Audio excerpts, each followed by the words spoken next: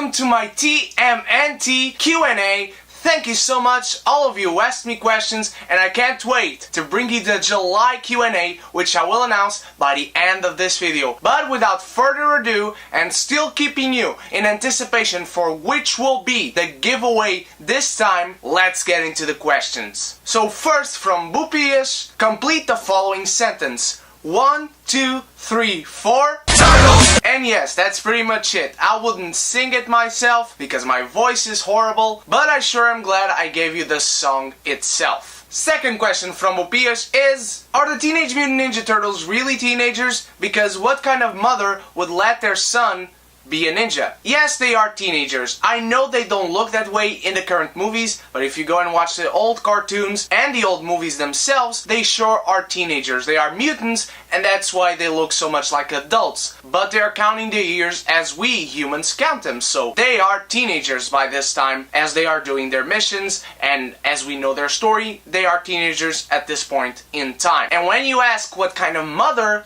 it's not a mother, it's a father, and it's a mutated rat who learned the art of ninjutsu himself and taught his sons to defend themselves with this martial art. Because it's a great honor to learn ninjutsu, and it's not to be used with intent to harm others, but with the intent of defending yourself whenever needed. Question number 3 from Bupius, what is your favorite turtle? And which turtle is more like you? My favorite turtle, I always debate between Leonardo and Raphael because one is the leader and one is the tough guy and he's always there to defend his brothers and that's his top priority. Which turtle is most like you? I share a few personality traits with Michelangelo, Leonardo and Raphael. I don't share any with Donatello because I'm not really a smart guy or a techie guy. Leonardo because he's fierce, he's brave. Raphael because his main goal is to defend the ones he loves. And Michelangelo because he just wants to have fun. And he's always thinking about pizza and he always looks to the bright side of life and whatever other stuff like that. Question number 4. What is your favorite character from the original TMNT animated series? I still gotta go with the Turtles. The combination of the 4 brothers, the main characters we followed on that show, they are still my favorites to this day. Question number 5. Would you rather live in a sewer and have unlimited free pizza or be a Teenage Mutant Ninja Turtle who's not a ninja,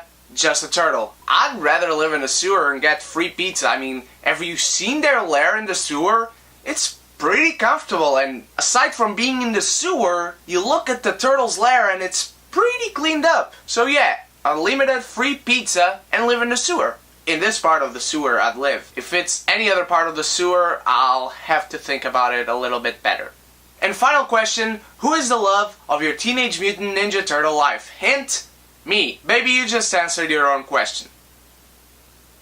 Next, from Pedro Fernandes, what do you think Littlefingers' real plan is? At this point in time, I don't really know. I suspect that mostly he wants to get to North. He wants to get Winterfell above anything else. I don't see Littlefinger as a guy who wants to be king and has such a fiery desire, such a big desire to rule over Westeros as a whole, but he really wants the North because he has this fetish for Catelyn Stark, and he still sees Catelyn Stark when he looks at Sansa. So I'm guessing he wants Winterfell, but he also wants to have Sansa by his side and in his bed. I'm guessing above anything else, even more than Winterfell, he wants Sansa Stark. What do you guys think Littlefinger's real plan is? And second question from Pedro Fernandes, have you seen Preacher's pilot? If you have, what did you think of it? And actually, if I hadn't read your question, Pedro, I wouldn't have remembered to see it because I just watched it in time. I watched it last night and I really liked it. This is a real freaky show and I did not read the comic book, but coming from Garth Ennis, I'm guessing it's going to be freaky. The pilot episode, no spoilers for anyone who hasn't seen it, goes from place to place and time frame to time frame, but we meet all these sorts of freaky ass characters. Preacher is a really mysterious character, and Cassidy is a really interesting one, a murderous son of a bitch, but I'm really into this character. I want to see what he does now that he's staying in Texas. And this, let's call it force of nature that is coming out and killing all these preachers of these different faiths comes to preacher Jesse Custer. This might be spoilery what I'm about to say, so I'm gonna put the hand up. It doesn't kill Jesse Custer. I really am interested in seeing what comes next. I can say I love this show. I do really like the cinematography. I do like the shots they chose for the pilot episode. I think it's a really interesting show. The premise is great, but it's really super freaky, just like it would be coming from Garth Ennis. Spoiler is over, and now you're going to go on to A Vida de uma Fruta's questions. First question, what is your opinion on the turtle Venus? You guys know I love Power Rangers, right? Well, Saban created the Power Rangers, or at least adapted Super Sentai into an Americanized version of itself called the Power Rangers. A few years later, he created Teenage Mutant Ninja Turtles: The Next Mutation, based off the movies that came before, and having for the first time a Teenage Mutant Ninja Turtles live-action TV show. Well guys, guess what happened? He created a new turtle for this show, and her name was Venus. And if I'm remembering correctly, she truly was the daughter of Splinter, genetically. Yeah, no, just no. No. I love you, Saban, but no. Second question from A Vida de uma Fruta, would you like to see the TMNT/Batman mashup in a movie?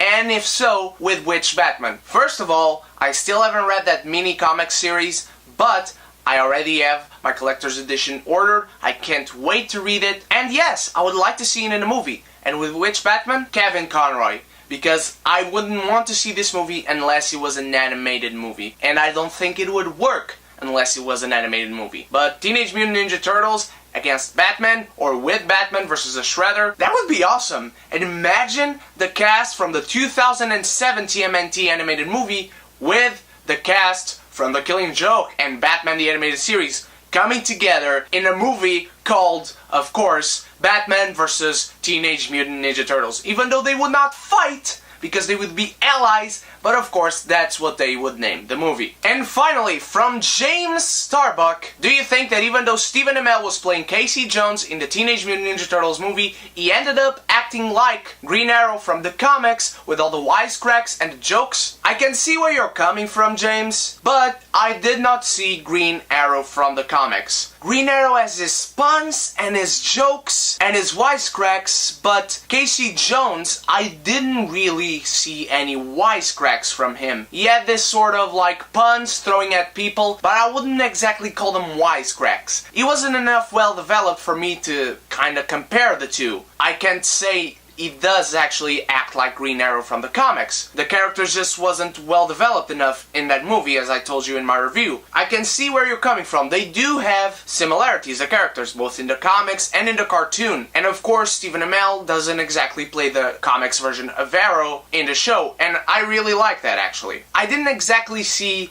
what you would call wisecracks coming from Casey Jones in the movie. Of course, the character has his good humor and his jokes, but for the most time, he's actually pretty pissed because he gets arrested, then he goes to fight Krang when he's coming to Earth, invading, then he has to find Bebop and Rocksteady, and he takes that as a personal mission for himself. I can't exactly say he's Green Arrow because there's that important factor that he just wasn't well developed enough. But I can definitely see where you're coming from, and if they do make a third Teenage Mutant Ninja Turtles movie, and if they do include Casey Jones, and if they develop the character well enough, maybe I will see that similarity as you did. Alright guys, before I announce the winner and what you win this time, the next Q&A coming in July, and you can start typing in your questions right now, is hashtag Legend of Tarzan Q&A. I love the Legend of Tarzan, I love the mythology of Tarzan, I love the story by Edgar Rice Burroughs, I love the Disney movie, and I can't wait for this movie coming in July, directed by David Yates, the guy who directed the last two Harry Potters, which were great movies. The cast is incredible, it's got Margot Robbie. Yes! And so I want you guys to start asking me your questions for that giveaway. It's going to be a very special one. And guys, we are 14 subs away from 150. If we get there by next Sunday, 1 week from now, I will totally give you my Blu-ray collection on a video. So start sharing with your friends, give this video a like so it gets out there. Subscribe if you're watching the video and you are not subscribed to participate in more giveaways and Q&As. And let's get that 150 in the next week. Alright, so all of you asked me questions this time. What do you win this time? You win the very special Spider-Man 2099. Miguel O'Hara, one of my favorite characters from the comic books. It's here. I'm going to give it away. And the winner of this Q&A is Pedro Fernandes. Congratulations, man. After asking me so many questions in all my Q&As, finally it happened. Your name finally got out in the draft. I am so glad you finally won something. I actually felt bad because your name wasn't getting out there, but I'm glad you won this. Can't wait to send it to you. I hope Nashi has gotten the pop. I gave him in the last Q&A by now. And I want you guys, all of you, to start asking me your questions again for the hashtag Legend of Tarzan Q&A. Start typing and I will give you the Legend of Tarzan Q&A. I decided on not doing the Star Trek Q&A because you guys would probably ask me many questions from Star Trek, and I'm not the biggest Star Trek geek. All I know from Star Trek is the 2 movies directed by J.J. Abrams, and I'm really looking forward to this next movie, despite that first trailer that came out. But I don't know a lot about the Star Trek mythology, so I probably wouldn't be able to answer many of the possible Star Trek questions you guys would ask me. Don't forget, hashtag Legend of Tarzan Q&A, start typing away, and congratulations Pedro on finally winning. Guys, let's get that 150 subs number by next Sunday and I will give you my Blu-ray collection on a video. Can't wait for that. Can't wait for Pedro to get this, and I can't wait to watch Warcraft this Tuesday and bring you a review for that. And of course, as always, there's links to my Facebook and my Instagram in the description below. You guys can go there and stalk me on the internet. Click on the little subscribe button below the video box if you haven't. And of course, there's a link to my previous video right here. Thank you so much for watching, guys. I hope you enjoyed this Q&A, the 4th or 5th one I think on this channel. It's so great to do these and I always love getting your questions and giving some pops away to you. Over here is a link to my previous video, which is my Angry Birds movie review. My next review will of course be my Game of Thrones Season 6, Episode 7 review, coming in a few hours of course, and after that, my review for Warcraft, the movie. I hope you guys help me reach 150 subs by next Sunday, and of course, I will see you guys in all the reviews, Q&As, and every video I do on this channel because we are all geeks and we love geeky stuff. Cheers!